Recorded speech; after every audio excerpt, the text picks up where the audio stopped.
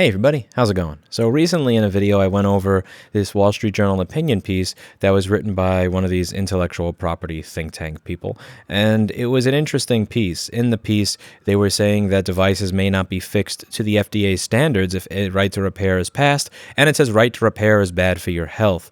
And one of the things that I cited in this video is when you actually go over to the FDA's own reports, you can see that they say that the continued availability of third-party entities to service and repair medical devices is critical to the functioning of the U.S. healthcare system, and that third parties were pretty much doing a good job.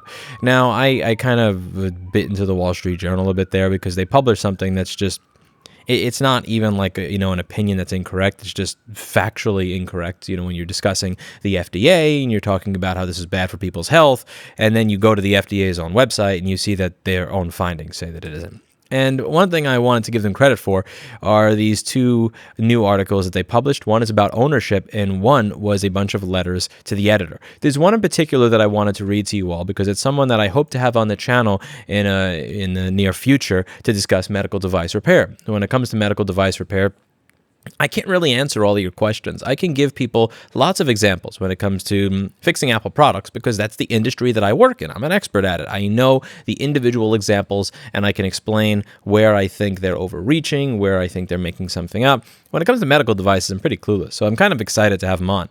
So this is an interesting one. It says, what right to repair limits are prudent? And he says, in the right to repair is bad for your health, Tom Giovannetti suggests, in effect, that only medical device manufacturers could be the ones to safely repair medical devices. But he omits any reference to the 2018 FDA report on the quality, safety, and effectiveness of servicing medical devices. The FDA study concludes that currently available objective evidence is not sufficient to conclude whether or not there is widespread public health concern related to servicing, including by third-party servicers of medical devices, that would justify imposing additional different burdensome regulatory requirements at this time. We are proud of the safety record of independent servicers of medical equipment and of the FDA's recognition that the continued availability of third-party entities to service and repair medical devices is critical to the functioning of the United States healthcare system.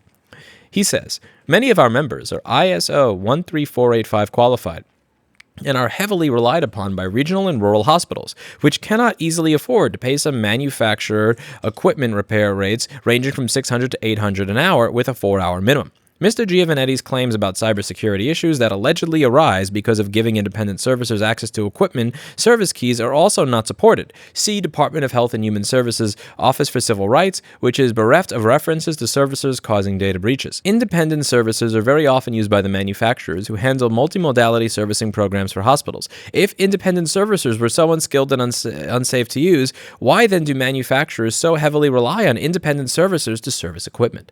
This is from Robert J. Kerwin, who is General Counsel of the International Association of Medical Equipment Remarketers and Servicers, and this is a trade association, and I really do hope to have him on the channel soon to answer a lot of your questions. And if there are certain questions that you have when it comes to medical right to repair or concerns, please put them in the comments down below because I'd love to be able to ask them when we do an interview. Next article that I think is pretty cool is the No Ownership Society. And again, this is one of those points where I really don't see there being much of a difference between Democrats and Republicans when it comes to this. There's a lot of partisan political divide that we have going on right now. But when it comes to, do you own your stuff? Are you able to fix it? This is one thing where you really can get both sides on board. And the Wall Street Journal does lean right more than many other papers. And I'm happy to see that the people who write for this paper kind of understand what this is about. At the end of the day, it's about property rights, which is what I've been talking about in so many of these videos. If you're not able to fix the devices that you buy, you're renting them. You don't actually own them. This is from Andy Kessler, the No Ownership Society. If you buy an iPhone, why shouldn't you be able to do whatever you want with it? Do you own an iPhone, says Andy? I mean, really own it after shelling out $799. Apple and Epic Games are in a battle royale, a trial that may in part decide who owns what. Increasingly, we don't own tech. Like beer, we only rent it. It's time companies stop perpetuating the illusion that consumers buy their products and can do what they want with them. Message me on Parler if you disagree. When you buy a book on Kindle or a video on Amazon, you don't really own it. At any time, according to Amazon, it may become unavailable. Amazon lawyers note that their terms of use expressly state that purchasers only obtain a limited license to view video content. In other words, you're renting it. So why use the word purchasers? Good question. Apple is being sued for terminating access to movies purchased on iTunes.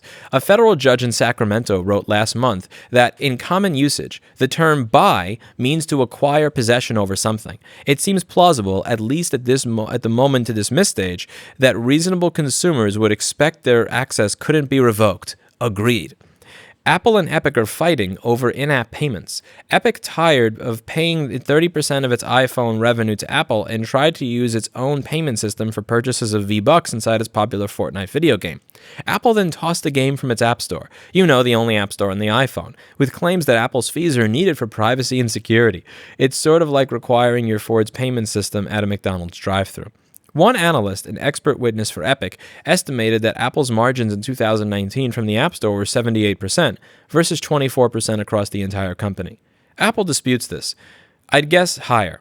And if Apple can toss Fortnite, who really owns that game, a phone that you bought? The European Union is suing Apple over a similar spot with Spotify and in-app purchases. On Facebook, do you own your usage data? Hardly. The company sells it to the highest bidder. If you did own it and Facebook paid you for access, verification would become standard and most of the platform's trust and fake news problems might go away. Did you buy a Peloton during the lockdowns? Buy might not be the right word, since you pay another $39 a month for its access to its digital classes. Oh, you can use the workout bike without paying fees, but you have access only to 3 recorded classes and the Just Ride feature. Actually, some have figured out how to hack the bike to use non-Peloton apps. Here's a weird twist.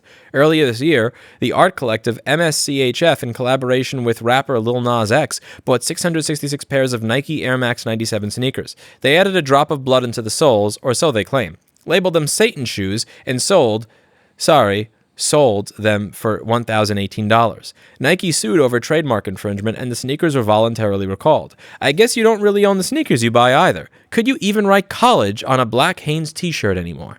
In these pages, Kevin O'Reilly wrote about tractors so laden with software that only authorized dealers can repair them. So you own a Deere tractor until it breaks. Same for PET scanners? This has spawned a right-to-repair movement that will take on greater importance in an age of autonomous cars. Will they, too, be constantly updated rentals, not purchases? The tech website Wired recently reported on the expensive ice cream machines McDonald's franchisees buy. Who doesn't like a McFlurry with M&Ms?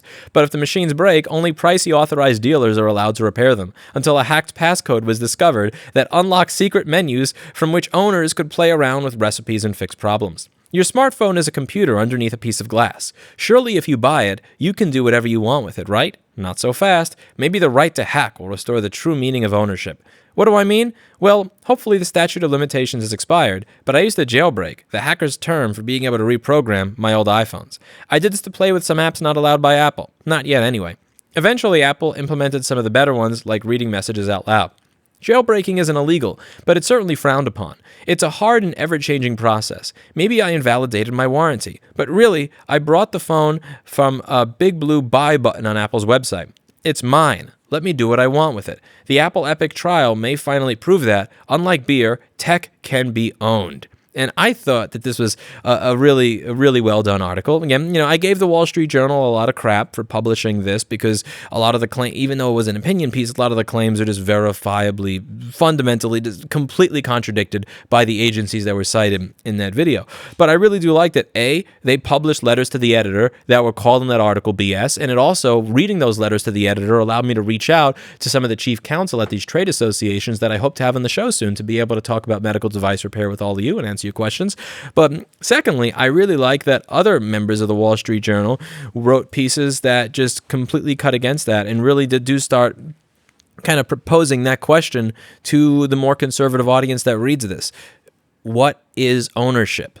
Do we own any of this stuff anymore? Because it seems like we don't. And at what point are we going to stop taking the Tom Giovanetti arguments at face value and start digging a little more before we live in a society where we all just fundamentally rent anything that we use?